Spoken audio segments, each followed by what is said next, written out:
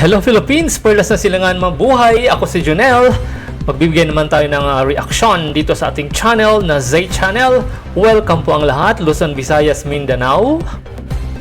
At ang mga kababayan natin dyan sa Jamaica, Canada, Europe, Africa, Asia, Southeast Asia, saan man po sa mundo. Magandang gabi sa inyong lahat, magandang umaga sa inyong lahat. Ayan mga kapatid, sa kabila ng kaguluhan, sa mga istorya ng mga magnanakaw ng mga kawatan sa Pilipinas, nagkandarapa, nagkalubog-lubog sa baha ang ating mga kababayan. Sila naman ay talaga namang nagpapakayaman at wala silang mga mercy sa ating kababayang mga Pilipino dito sa bansang naghihirap. Sila ay nagyayaman at marisi sa kanilang lahat. Kung sila man ay masasangkot, kung sila man ay mananagot, marisi sa kanila, dapat lang sa kanila yon. Deserve it, mga kapatid. Di po ba, mga kapatid? Pero mabuti na lang at sa kabila ng kaguluhan nila sa pangungurakot, sa pagnanakaw, sa pangangawat ng kaba ng bayan, mga kapatid, mabuti na lang may isang Pilipina ang nagbibigay karangalan sa ating bansa ngayon. At ito naman ay sa katauhan ni Jessica Soho. Jessica Sanchez po, mga kapatid. O diba? Talaga namang destined to achieve itong si Jessica Sanchez. Kasi nga po, bata pa siya nung sumali siya dyan sa America's Got Talent or AGT. And 19 years later, hindi siya bumigay. She never gave up, mga kapatid. At yun nga po, nung ilang years ago, siya ay naging first runner-up sa America's Got Talent. At ngayon naman, mga kapatid, ay talagang binigyan niya ng last shot, another shot ang kanyang dream. She gave it another shot for her dream, no matter what, kahit buntis, kahit manganganak po siya. And she never fails the Philippines because she won $1 million, mga kapatid, and she deserves an applause. Thank you sa iyo, Jessica Sanchez. Dahil sa karangalang iyan, despite sa paghihirap ng mga kababayang Pilipino dito, despite sa aming kaguluhan dito, dahil sa mga kababayan mong, mga opisyales, mga senadores na mga buhaya, ay iba talaga din ang Pilipinas, ano? Kahit lugmok ang economies ng buong mundo dati, at ang mga kababayan naman natin dyan sa iba't ibang lupalop ng mundo ng mga workers ay nagbibigay ng pera sa bansa. At ngayon din si Jessica Sanchez ay karangalan at pera din naman ang kanyang dala. Dahil, mga kapatid, ay Diyos ko naman, $1 million lang naman ang kanyang pinanalunan.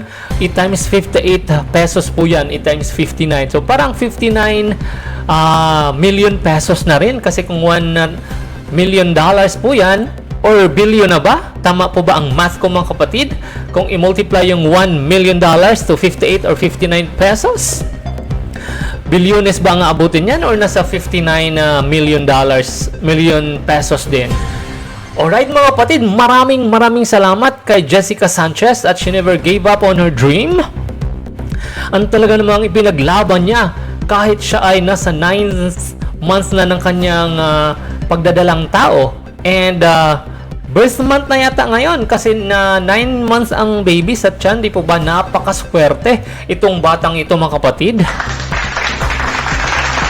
So ito yung batang talagang ipinanganak or ipanganganak ng mayaman na may milyones, na hindi yung karamihan sa atin na unang pulubing-pulubi tapos biglang yaman, nagkakaroon ng 40 cars, luxury cars, ay nako. Tapos ipaglalaban pa ng karamihang Pinoy, ay hindi po tama yon. So kailangan, pag nagnanakaw ka, kaninong political party ka man, pagkawatan ka, kang Marcos ka man, sa kakamping ka man, dapat hindi kampihan yung mga magnanakaw. Pero itong sa magiging anak, baby ni Jessica Sanchez, ay talaga namang ipanganganak ng mayaman. Diyos ko, mayaman at dollar po yun, hindi yung pesos, mga kapatid.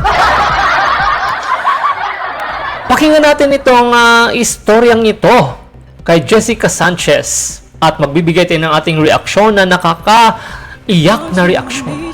This big dream of mine really started 20 years ago. Jessica Sanchez. I really wanted to give the dream another shot. I wish I could tell my 10-year-old self, here we are today, girl. Not only are you talented, you've never given up. This journey has definitely been transformative for me. Yeah. To do this with her in my belly, I feel so strong and I feel so proud of Stronger. My goodness, mga kapatid. The two of them to fight for $1 million. Is your winner. Oh my God. Announcement of winner, mga kapatid. The AGT champion and the winner of $1 My million goodness. My is goodness. Oh my goodness. Is she winning or first runner-up only? Oh my God. Oh my God. Oh my God.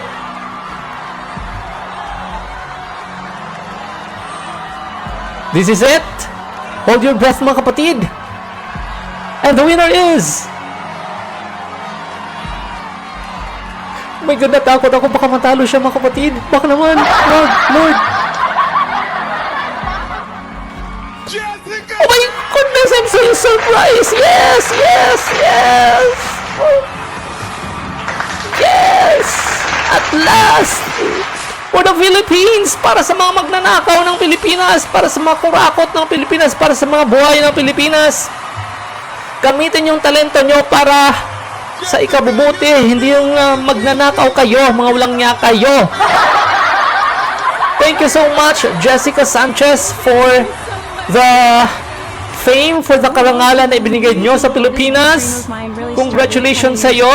At ikaw ay talaga namang deserve for the win, girl. Kung kaya maraming salamat, mga Pilipino. Yan po ang dapat nating suportahan, hindi yung mga kawatan ng bayan. Ano ba yan? So Jessica Sohowag, Jessica Sanchez, mga kapatid. Thank you so much, Jessica Sanchez, for the win. At unti-unti na pong nire-recognize talaga ng mga Americans, ng mga puti ang talentong Pinoy dahil ipinanalo na nila doon si yung saan ba yon? Si Mang anong pangalan nun? Si Sofronio nanalo din at ngayon isang Pinay na naman. O, di ba?